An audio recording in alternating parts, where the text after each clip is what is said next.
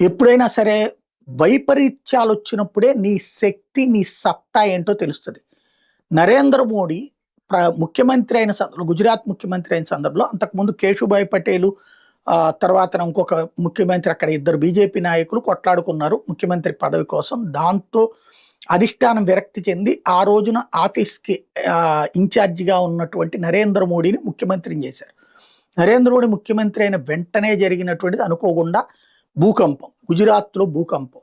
ఆ టైంలో ఇంకేముంది అయిపోయింది బీజేపీ అని అనుకున్నారు. కానీ ఆర్ఎస్ఎస్ నుంచి వచ్చిన వాడు కావడం వల్ల మొత్తం అక్కడ ఉన్నటువంటి సహాయక చర్యలు ఒక సిస్టమేటిక్‌గా చేసుకొచ్చాడు. ఓ పక్కన తొలగింపులు, శిథిలాల తొలగింపులు, రెండో పక్కన ఆసుపత్రులు అక్కడే ఏర్పాటు చేసి ఎప్పటికప్పుడు అందులో గాయపడ్డ వాళ్ళందరికీ ట్రీట్మెంట్లు, ఇంకో పక్కన వాళ్ళకి ఆహారం ఏ పూటకు ఆ పూట పర్ఫెక్ట్‌గా అందేటట్టు చూడడం, మరొక వైపున వాళ్ళందరికీ వేగంగా ఇళ్ళు కట్టించి ఇవ్వడం, ఇవన్నీ చెయ్యబట్టినే నరేంద్ర మోడీని రెండోసారి మళ్ళీ ఎన్నుకున్నారు ప్రజలు. ఆ తర్వాత గోద్రా ఇన్సిడెంట్ జరిగినప్పుడు మళ్ళీ ప్రజలందరినీ కూడా జాగ్రత్తగా చూసుకున్నాడు కాబట్టి నరేంద్ర మోడీ అంటే విపత్తుల సందర్భంలో, సంక్షోభాల సందర్భంలో ఆర్గనైజ్ చేసేవాడే నాయకుడు, సక్సెస్ అయ్యేవాడే నాయకుడు, మెప్పు పొందగలగాలి.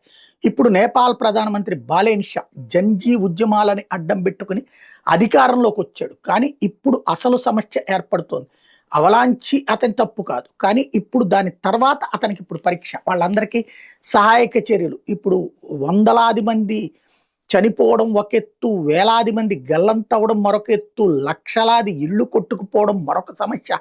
ఇవి కాకుండా అసలు సమస్య 19 బ్రిడ్జీలు కొట్టుకుపోయినాయి, 40 కిలోమీటర్ల మేర రోడ్డు కొట్టుకుపోయింది. అదంతా కట్టాలి, వెయ్యాలి అంటే ఏళ్ల తరబడి సమయం పడుతుంది.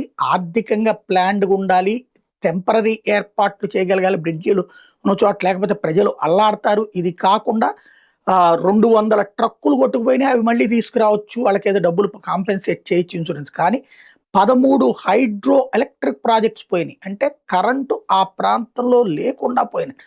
కరెంటు సమస్య రాబోతున్నటువంటి పరిస్థితి. ఇప్పుడు మరి ఎలాగా దాన్ని చేస్తాడో అతని ప్రతిభ, అంటే ఉపన్యాసాలు ఇవ్వడం వేరు, పని చేసి చూపించడం వేరు. ఇప్పుడు తన పనికి ఓ పరీక్ష.